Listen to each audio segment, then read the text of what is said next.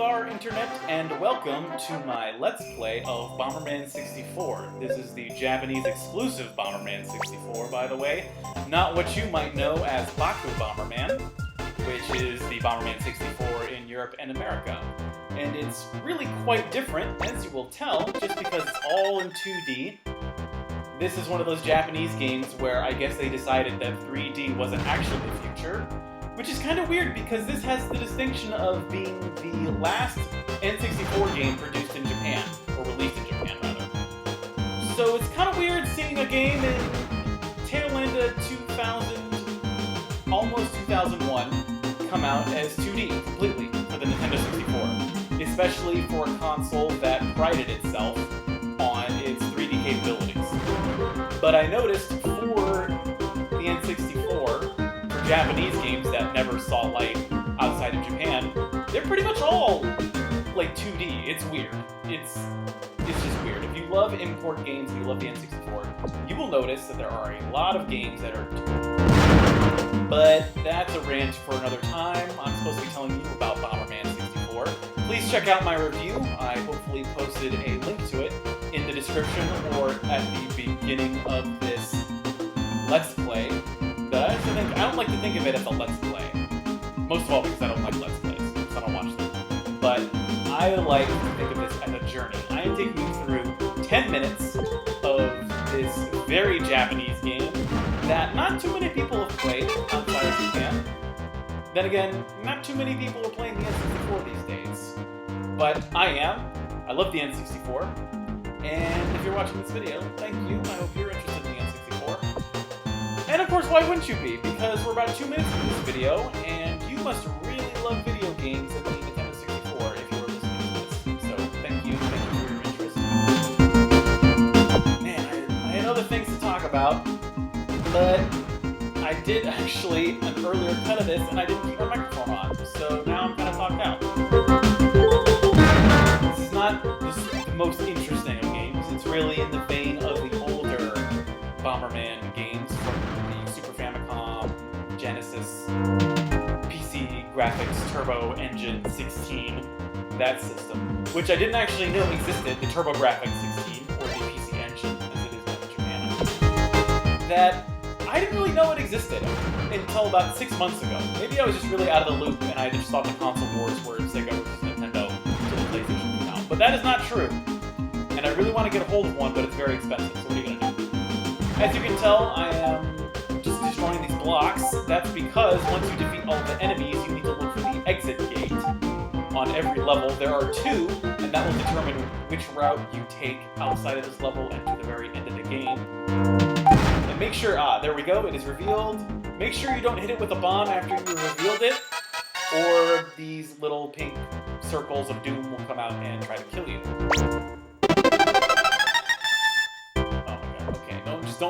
Don't get stuck. I've made some huge mistakes using these bombs. I think you get the idea. This is actually only 1/10 of the game. It's not actually that interesting, and it's just kind of the same level over and over again, but with different enemies. So I'm going to reset my N64, and I'm going to show you the mini-games.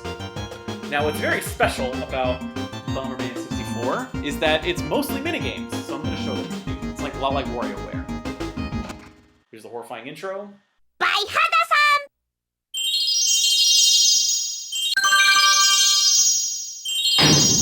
I hope you heard that horrifying intro.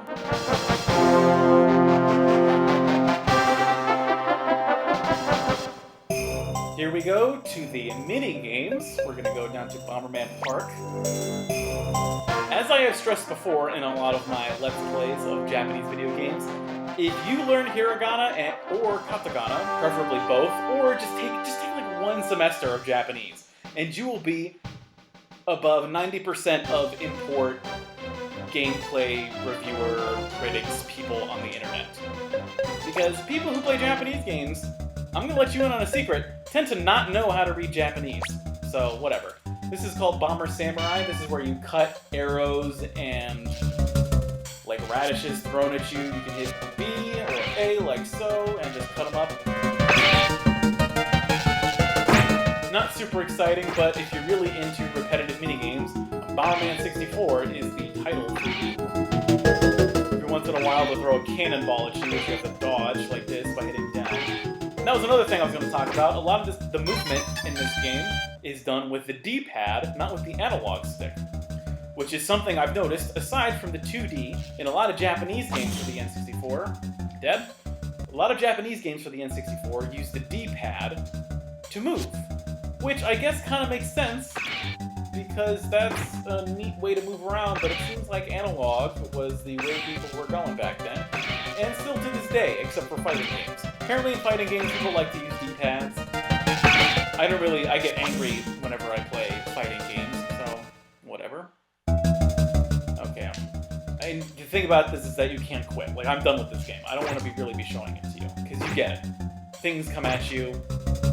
Weird phallic-shaped objects are coming towards you, and you cut them with your samurai sword. So apart from that, not very interesting. I'm gonna get hit. Okay, there, all my lives are gone. There's really nothing that keeps track of your progress. There's a high score you can pass, but when you pass the high score, nothing happens. There's no real story to this game, as far as... oh, crap. Okay, so I'm gonna talk at you about more things involving Bomberman.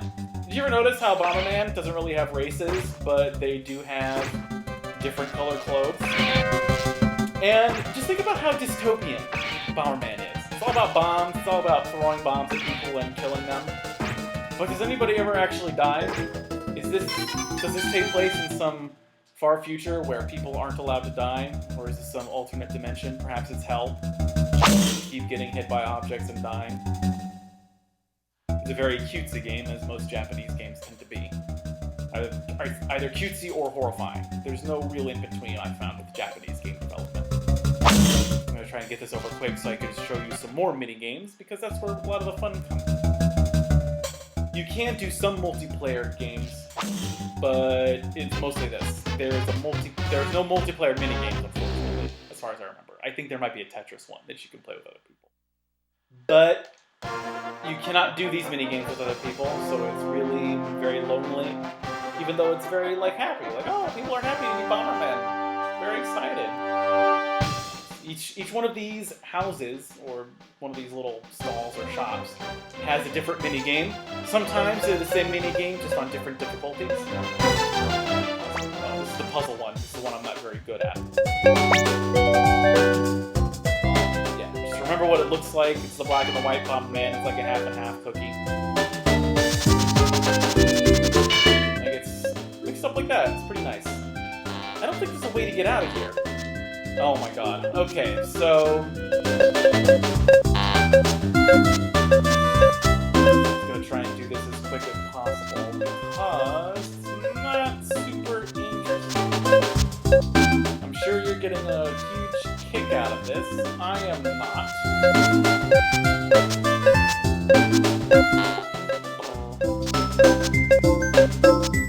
I am the smartest man alive.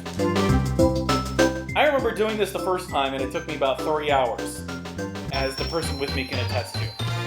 So, okay, that's a neat puzzle game. That was cool. A lot easier than I thought it would be. Oh my god, are you kidding me? I have to do this over again? What a nightmare. So, I don't really need to show you anything else. There's a ton of mini-games. There's Space Train, that's kind of like Snake, but with a train and you're in space. There's one where a doll comes crashing down and you have to adjust how far you hit it, how strong you hit it. But it's, like I said before, it's WarioWare, but with Bomberman stuff. So if you like Bomberman, it's not the 3D Bomberman game that you might be expecting from the 4th entry on the N64. It's not like Bomberman Hero, it's not like Baku Bomberman, it's not like Bomberman the Second Attack. But it's still a fairly good game if you can get a ROM of it. I would suggest playing it if you do like lots of mini-games, if you like Mario Party, if you like WarioWare, if you like other things like that. But aside from that, I mean, it's pretty rare. It probably goes for about $30 on eBay. So if it's difficult to find for you, I think box copies are more expensive. But check it out. If you like it, if you like cutesy Japanese games that are also horrifying, check out Bomberman 64. If you've made it this far into my video, first of all, thank you. Second of all, please seek some help. Please waste your time actually playing the game and not watching people playing the game. But if I convince you to play this game, then my job has been accomplished. And again, please check out my review. thanks for watching, and mahalo.